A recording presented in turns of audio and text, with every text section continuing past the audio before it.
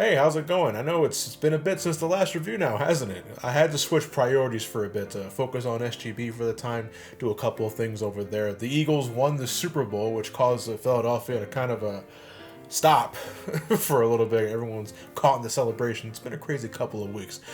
But before we get started with this video, I just want to take some time to thank everyone throughout the last couple of weeks, month and a half.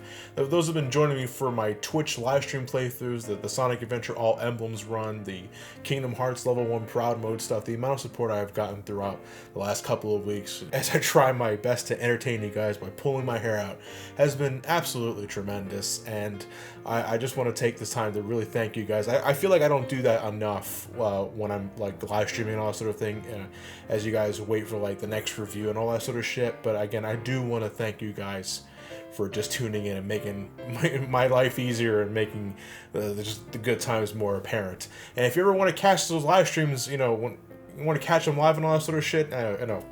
You can tell this part ain't scripted, but you can find a link to my Twitch page in the description below if you ever want to catch more Sonic Adventure, Kingdom Hearts goodness, or whatever I decide to stream other shit, like Final Fantasy 14, or maybe an upcoming indie title, who knows. The future is unwritten, but we have to get back to the Donators Marathon. Okami, much like Psychonauts, was always one of those games I've heard about on a couple of occasions. Maybe I've seen it in action from time to time, but I never had the urge to just stop and give it a shot. Of course, games like that are always prime candidates for this kind of marathon, so now I get to see what's going on here. Okami was first released in 2006 for the PlayStation 2, just a few months shy of the hotly anticipated PlayStation 3 $600 price tag be damned. It ended up being a financial bomb, but it was critically acclaimed by gaming journalists, and though the PlayStation 2 version would be overlooked, it was re-released for the Nintendo Wii a couple of years later with new motion controls to help with, game mechanics, and later, it got an HD remaster for the PlayStation 3, PlayStation 4, Steam, and Xbox One. The HD remaster on the PlayStation 4 is the version I'm going to be looking at for this video. And I know some of you may be thinking, John, you dumbass, someone gives you a free copy of the game and you go and buy that shit anyway. Well, I've heard from a number of people that this is basically the best version of the game, and I'm all about optimization, unless it's a butchered port. And secondly, I wanted to show my support for the development team. Okami was one of the last titles produced by the now-defunct Clover Studio, which, if you didn't know, had key staff members that would eventually found Platinum Games. And thirdly, this title was directed by Hideki Kamiya, original director of Devil May Cry and Bayonetta. Now, you might want to brace yourselves when you start the game up, because Okami's introduction, I'm talking before you even play the game, is close to 20 minutes long. I'm not fucking kidding around here. If there's one thing I'll say about Okami now, throughout the adventure, it's quite chatty. It's pretty heavy on exposition, and my mind did kind of trail off a couple of times reading all this shit because of how much is thrown at you at once. And there's no voice acting either. Characters speak in this gibberish, so to speak. Think Animal Crossing if you ever played that. Now this starts out cute, but sort of drones on after a while, and you can't always speed through the dialogue for certain cutscenes, making them feel longer than needed for reasons I don't understand. Okami's plot isn't complicated by any means, it's quite simple actually, but I feel there are several things added here for the sake of padding. But I'm getting ahead of myself here. A long time ago, a warrior named Nagi along with a white wolf named Shiranui joined together to stop an evil 8-headed dragon named Orochi from terrorizing the country of Nippon. Tales of their legendary battle have echoed throughout the last century, but eventually Orochi suddenly returns and threatens to cover the land in darkness once more. Sakuya, the guardian of the small village Kamiki, calls upon the sun goddess Amaterasu, a reincarnation of the legendary Shiranui, to stop Orochi and whatever he has in store. Accompanying Amaterasu is Isun, a pint-sized, titty-loving artist that yearns to perfect his craft by helping Ami, as she's now called, regain her godly powers, for Ami's abilities come from the celestial brush, an artistic instrument that allows the deity to manipulate the elements, be it fire, wind, or ice. She can also conjure up things like bombs and such. By discovering constellations in the sky in certain locations,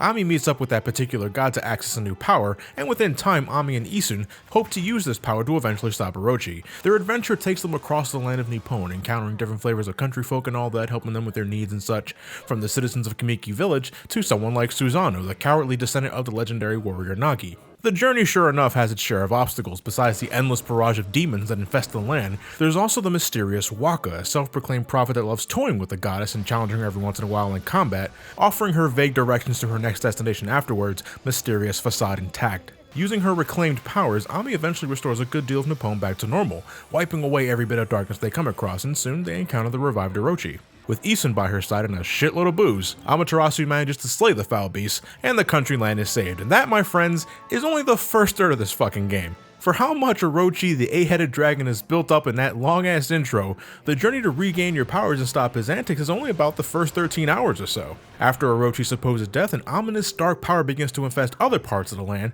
and it's up to Ami to deal with those problems. Imagine if you were playing a Zelda game, and the game just kept going even after you defeated Ganon. Like, say you defeated Ganon, but then another Ganon appeared somewhere else. That's basically what Okami does here. It spends time building up the threat of the current arc, you defeat it, but then another problem arises elsewhere. Okami does this 3 times, totaling for a near 40-hour adventure. Yeah, my end stats don't lie, it took me nearly 40 hours to just finish this game. This is my largest gripe with the game. It's bloated with repetition, I find. It's like you're playing a game and then its sequel and then the second sequel all in one adventure, but the plot is always about evil infesting the land and you gotta go save the day, Amaterasu. To be fair, Zelda games usually aren't more complicated than that as well, and I have no problem with the classic good and evil story, but this game clearly ends like around 3 times. I was just waiting for the repeated fade to black like in Return of the King. In fact, if you were to ask me, the entirety of the second arc just seemed unnecessary, with the mist covering the city, the evil Nine Tails, the back and forth with the water dragon quest, the sheer what the fuckery involving bamboo spaceships. No doubt it's got good moments, but doesn't connect with the rest of the story as well as the first and third arcs do.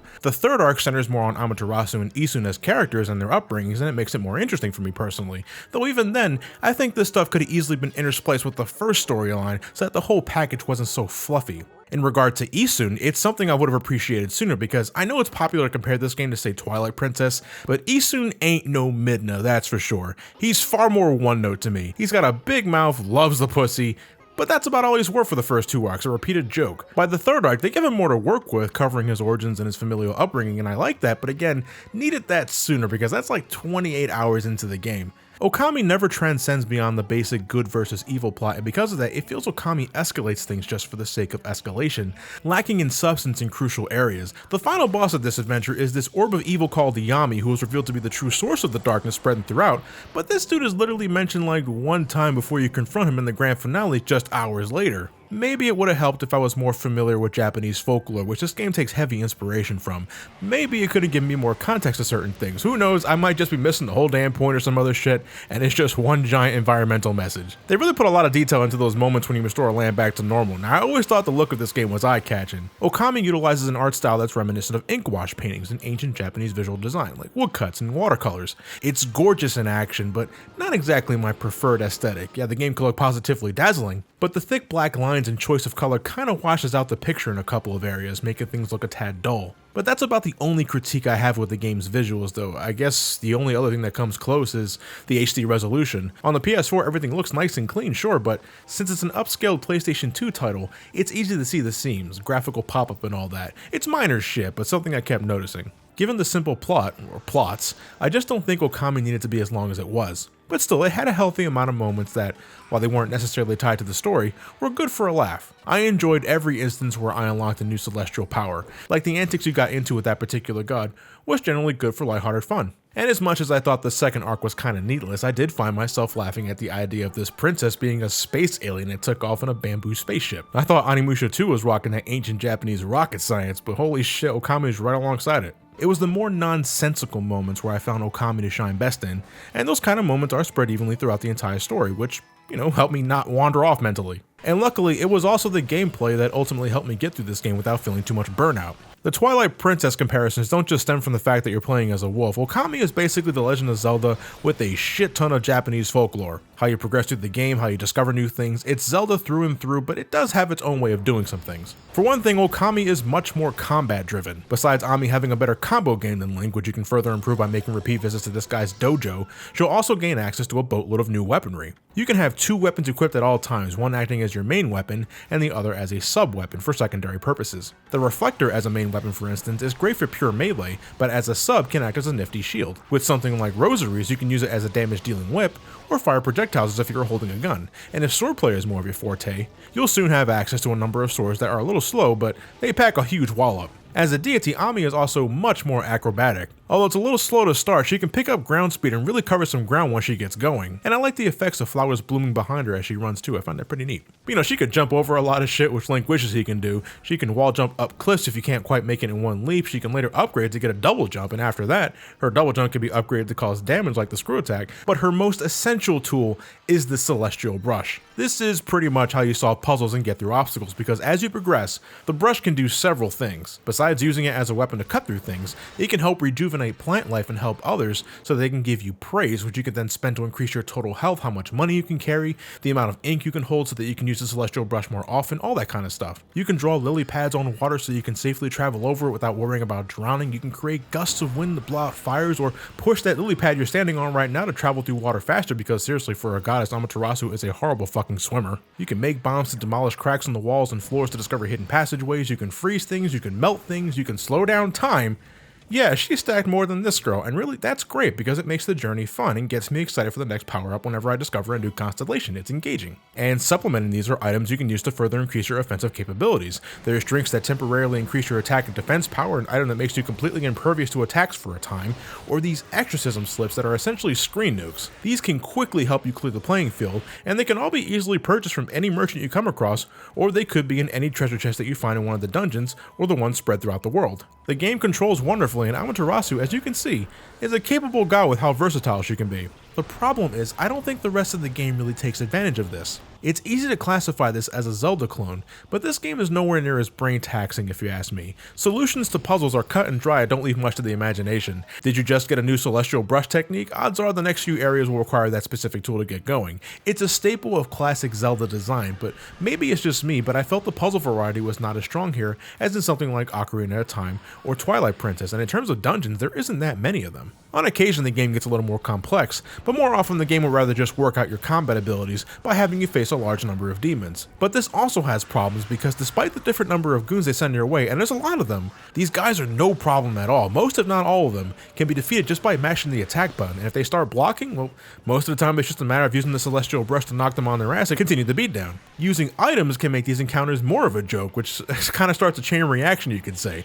You're ranked after every encounter. Your score is dependent on the amount of damage you've taken and how fast you clear the fight. If you do well, which doesn't take much, you receive the biggest cash prize, which can then be used to buy more helpful items to make battles even easier, and thus you get more money. As a result of this, you're a perpetual slaughtering machine. This game is a total breeze. I didn't die a single time, never came close either. I had plenty of health thanks to exploring things along the way, earning me a shitload of praise that I can use to increase my health. And even if I did come close to dying, I had plenty of health packs I found by broken pottery and treasure chests. And this game has a mechanic where if you feed Ami enough food and fill up her stomach, you're guaranteed to come back to life one time should you die. Basically, it's like a fairy in a bottle, a mechanic I'm always down for. So I upgraded to have 2 stomachs. I know it sounds kind of weird when I put it like that, but you can never be too careful, but this turned out to be overkill. I was never in any serious danger where I had to consider using my stomach. Once I filled them up, that shit stayed full for the entire adventure. I was more than enough physically, I had no problem dodging attacks thanks to all the upgrades I would soon get, and items like Vengeance Slips make me nigh invulnerable constantly because they block even the biggest attacks. You have to actively limit yourself to make this game challenging, but don't get me wrong, it's not like this game doesn't have a couple of frustrating moments. Like that digging game you had to play around 3 times in the second arc was frustrating because you have to escort your buddy deeper into the cave,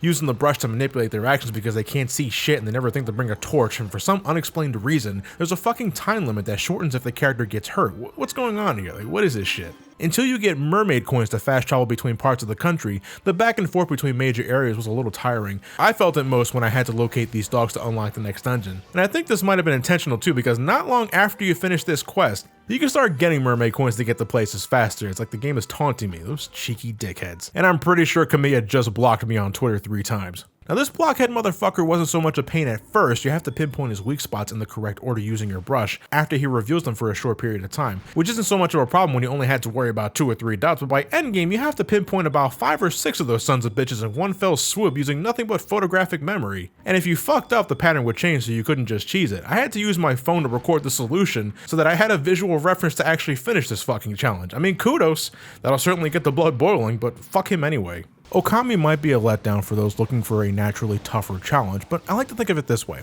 Okami can also be a great introduction to the action-adventure formula. Yeah, I think it's a little too long given its setup, but controlling Ami and discovering new things high and low with your platforming skills and celestial brush is a cool and engaging way to explore this world and complete challenges. There's even a new game plus feature if you want to head back to the start with all your stuff. You might even find all of those stray beads scattered about. There's over 100 of these things, and I think I only found about a third of that. It's bragging rights from what I gathered, but it's something you can do if you want to kill the time. If Japanese folklore is your thing, it's a safe bet you're gonna love the cast of characters and the aesthetic. Now, I personally didn't find many of these characters to be that interesting. They came off more as expositional pamphlets of the world around you than actual people. Now, some of them are better than others for sure, but none of these guys and girls left a lasting impact. Either way, it never really gets complex, which again I think makes it easier to understand so it's more accessible. As someone who has a lot of Zelda under their belt, I don't think Okami is as fulfilling as Nintendo's flagship series, which could be a bit of bias speaking of course, but as far as clones go, Okami isn't bad at all. It's way better than say Star Fox Adventures in both story and world structure,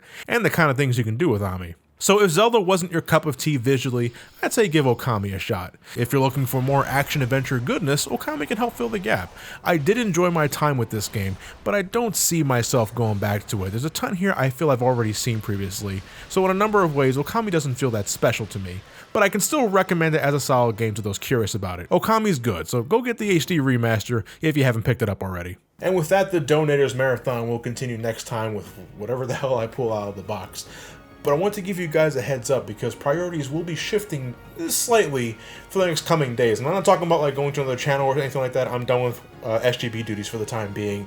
I'm talking about this channel specifically because in the coming week, this channel will be celebrating its 10th anniversary. I'm talking about when the channel was first created, not necessarily my first video, but when the channel was first founded, and that was in early March of 2008. Fuck. I had to do something to celebrate the occasion, and I've been throwing around a few ideas, but I just wanted to give you guys a heads up that will March will primarily be my I'll be focusing on the 10th anniversary of this channel, and I don't know, I mean, I got a few things in my head that I want to work with. Maybe do like a viewer's choice review of a game you guys really want me to look at. I mean, but feel free in the comment section if you want me to look at something particular. Maybe I'll review the game that has like the most likes or some shit like that. Who knows? It's channel turns 10. Gotta celebrate that. Thanks again for helping me get this far. No, I'm gonna be bleeding my heart out like for the entirety of March with whatever I do, so I'll save it for then. Won't waste too much of your time. For the end of this video, this was an Okami review. So that said, thank you all for watching. Have yourselves a fantastic... I really should have my cup for this. What the fuck is it? Yeah, here it is. Have yourself a fantastic night and take care.